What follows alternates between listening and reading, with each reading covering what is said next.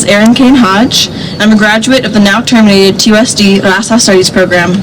I took the classes from 2008 to 2010 at Tucson Magnet School. I am now a sophomore at the university studying religious studies with a minor in MAS. Before taking these courses, I never realized the impact that school could have on my life. I remember the first time I walked into the Latino literature classroom, Mr. Acosta was standing at the door, smiling, shaking everyone's hand, making everyone feel unique and special, like he truly wanted to teach them and change their life. Looking around the classroom at the posters of Che, Cesar, Malcolm, Martin, and Dolores, I knew this class was going to be very different from your typical high school English class. At first, being in a room where I was a minority was slightly uncomfortable for me. But then I realized that I was feeling the same thing that my Chicano friends did when they walked into an honors or an AP class. Posters of people of color are generally absent from these classrooms, and contributions of minorities go largely unheard in these textbooks. But this classroom is a space where people from all kinds of backgrounds are welcomed, they feel safe and comfortable because they are represented in the curriculum and on the walls. I took these classes because I was bored of the dominant historical and literary narratives taught in my public school. From kindergarten, we were pounded with the same stories, the same historical inaccuracies, and I had hope that there was more to this country than old white men. Before taking this Latino literature course, I had never read a single story by a Chicano or Latino author, and this is my junior year of high school, so I'd already 11 years without a single one. Furthermore, I had not read a book written by a woman until these classes. Until this course, I'd never been asked to thoroughly analyze topics of sexuality, rape, violence, poverty, or immigration. These are not inappropriate topics for 16, 17-year-olds. These topics already affect our lives, and not talking about the fact that there are families separated by this border, there are women who have been raped, and gay people do exist, are not going to make these narratives or people go away. Reading about these stories of the son who is killed while sneaking off to meet his boyfriend, the boyfriend who sells drugs to support his girlfriend and children, the father who watches his son die from exposure in the desert, and the woman who works 3 jobs to feed her kids because their father is incarcerated are very real. They are stories that link humanity together, and this class is about humanizing each other. Through the stories and speeches that we read, I learned to humanize people, especially those that on the surface seemed opposite of me. I stopped thinking about our differences and started being conscious and concentrating about what links us together as humans and as students in this classroom. I was never challenged to think so independently or so critically in any of my other high school courses, and I have not felt that challenge since then, even while at the university. Because of these feelings of complacency and low expectations that do exist in my college courses, I have to say that the goal of the Raza Studies program was to prepare their students not for their undergrad career, but for graduate school. Even in my 300, 400 level courses, I am not expected to analyze the material anywhere close to the level of analysis that existed in my high school English class.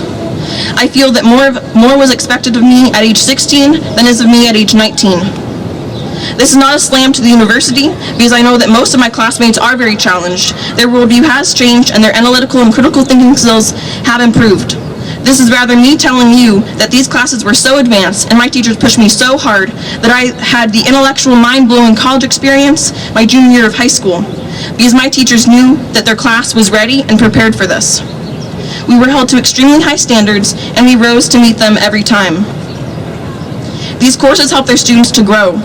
They teach about concepts such as Tezcatlipoca, Quetzalcoatl, Huitzilopochtli, and Xipe-Totec. These things may be in Nahuatl, and they are not Greco-Roman, but their meaning has importance for all people.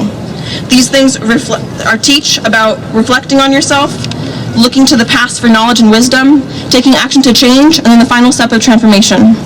I learned from these Mexica concepts while in these courses, and I transformed into a more beautiful human being. There's a mutual respect in these classes that I also had never experienced before, and I was treated like a free-thinking human being for the first time in my life and in school. The teachers wanted to exchange knowledge with their students, and I was never treated as simply an empty vessel ready to receive and regurgitate the knowledge that was given to me. My opinions and thoughts were encouraged and respected, and I had never felt so valued in the classroom before, or that my teacher was truly invested in me and cared about my future. One of the things that stood out to me the most is when we did a section on learning about how schools are funded and why there are poor schools and there are better schools. We did a project looking at the role of property taxes and home values they play in the quality of education in the neighborhoods using the south side of Tucson versus Catalina foothills. During this section, we read from Savage Inequalities by Jonathan Kozol, who is a prominent educational scholar.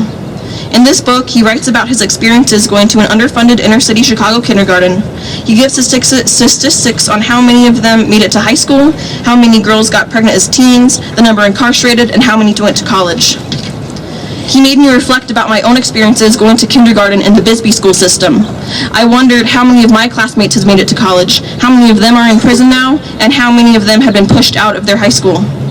This type of reflection is how I got over any apprehensions about being in this class, because I started to see my classmates not as thugs, gangsters, or hood, but as fellow high school students, and even though we came from different socioeconomic backgrounds, we were all human. We were all young people growing up in the same town and going to the same school. Any judgments I had made about these people in my class who I'd never met before, never spoken to, never had a class with before, dissipated, and we become trusted friends and family. Martin Luther King Jr. said, "I have a dream that my 4 little children will one day live in a nation where they will not be judged by the color of their skin, but by the content of their character." I think that Mr. Horn and I analyze the meaning of this quote very differently. To me, this class embodies that quote, because we are in a classroom that recognizes each student's history. This program acknowledges that each student brings with them a series of experiences and events that have occurred in their life that have brought them to this class. In my American History, Mexican American Perspectives course, we discussed the difference between the melting pot and salad bowl theories about race and assimilation within the U.S. We came to the conclusion that while the melting pot theory, in all the components, the soup starts off as whole, fresh ingredients, and they're cooked down into a single flavor soup. Flavor, in this case, represents the dominant culture of white America. The migrants and people with different cultural backgrounds are often forced to assimilate to. In this salad bowl theory, we acknowledge and respect everyone's culture and history because they have their own equal place in this country. Some people are the tomatoes, some are lettuce, cucumbers, carrots, raisins, whatever you like in your salad. We're all brought together by the dressing of our common humanity. My classmates and I decided we would rather live in a salad bowl. We also came to the conclusion that the U.S. is unfortunately not the salad we desire. Cultural experiences of people are not valued enough, and we see these anti-immigration legislature, anti-ethnic studies laws, and English-only programs that spread the message that in order to truly be American, you must first speak perfect English and embrace and adapt white American culture. We honor these individuals' experiences because we know that they influence the way that people see and interact with the rest of humanity. This class taught me to honor the experiences of my fellow classmates and to respect people who have lived a life different than mine. These classes have been called out as racist because they teach students to recognize the importance of race and the role that it plays in people's lives. I would like to say that colorblindness serves no purpose other than to force upon people of color the thoughts, feelings, and experiences of middle-class white people. To completely ignore the color of someone's skin is to deem his or her experiences invalid and unimportant. Most importantly, these courses taught me to never turn a blind eye to injustices that occur in this world, especially if they're happening in my own community. Thank you.